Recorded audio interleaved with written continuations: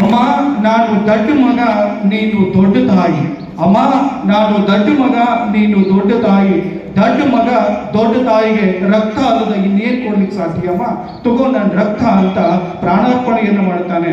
ಆ ವ್ಯಕ್ತಿ ಬೇರಾರು ಅಲ್ಲ, ಮದನ್ ಲಾಲ್ ಧಿಂಗ್ರಾ ಎನ್ನುವಂಥ ವ್ಯಕ್ತಿ.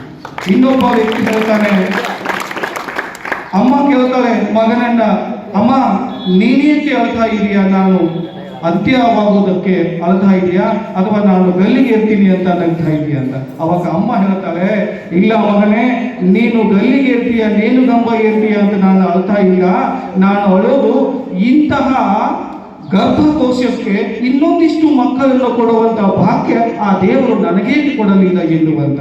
ಆ ಹುಡುಗ ಬೇರಾರು ಅಲ್ಲ, ಆ ತಾಯಿಯ ಮಗನಾಗಿರ್ತಕ್ಕಂಥ ಭಗತ್ ಸಿಂಗ್ ಅಂತಕ್ಕಂಥದ್ದು. ಇನ್ನೊಬ್ಬ ಹೇಳ್ತಾನೆ, ಎಂತ ಸುಭಾಷ್ ಚಂದ್ರ ಬೋಸ್ ಎನ್ನುವಂತ ವ್ಯಕ್ತಿ ಹೇಳ್ತಾನೆ, ನೀವು ನನಗೆ ರಕ್ತ ಕೊಡಿ, ನಾನು ನಿನಗೆ ಸ್ವಾತಂತ್ರ್ಯವನ್ನು ಕೊಡುತ್ತೇನೆ ಅಂತ. ನೀವು ನಮಗೆ ರಕ್ತ ಕೊಡಿ, ನಾನು ನಿಮಗೆ ಸ್ವಾತಂತ್ರ್ಯವನ್ನು ಕೊಡುತ್ತೀನಿ ಅಂತ. ಇಂಥ ಮಹಾನ್ ವ್ಯಕ್ತಿಗಳೇ ಆದರ್ಶದ ಪುರುಷವಾಗಿರ್ತಕ್ಕಂಥ ವಿಶ್ವದ ಏಕೈಕ ದೇಶವೆಂದರೆ ಅದುವೇ ನಮ್ಮ ಭಾರತ, ಅದುವೇ ನಮ್ಮ ಭಾರತ ಎನ್ನುವಂಥದ್ದು. ಮತ್ತೊಮ್ಮೆ